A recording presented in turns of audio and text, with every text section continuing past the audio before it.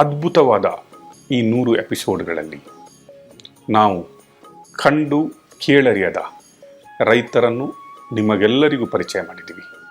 ಈ 100 ಎಪಿಸೋಡ್ಗಳನ್ನು ಕಂಪ್ಲೀಟಾಗಿ ನೋಡಿದ ಮೇಲೆ ನಮಗನ್ಸಿದ್ದು, ಭಾರತದ ರೈತ ನಮ್ಮ ನಿಮ್ಮೆಲ್ಲರ ಅನ್ನದಾತ.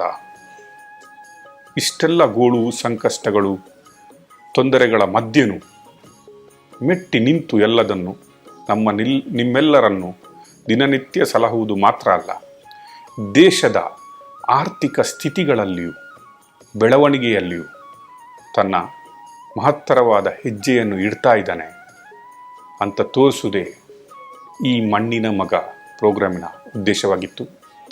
ಅದರ ಅಂಗವಾಗಿಯೇ ನಮ್ಮ 100 ಎಪಿಸೋಡ್ ಕಂಪ್ಲೀಟ್ ಮಾಡಿದಂತಹ ಮಣ್ಣಿನ ಮಗ ಪ್ರೋಗ್ರಾಮ್. ರೈತರ ಗೌರವನೇ ನಮ್ಮ ಗೌರವ, ರೈತರ ಸಂತೋಷನೇ ನಮ್ಮ ಸಂತೋಷ, ರೈತರ ತೊಂದರೆ ಕೂಡ ನಮ್ಮದೇ ತೊಂದರೆ ಅಂತ ಎಣಿಸ್ಕೊಂಡಿದೆ ಪವರ್ ಟಿವಿ.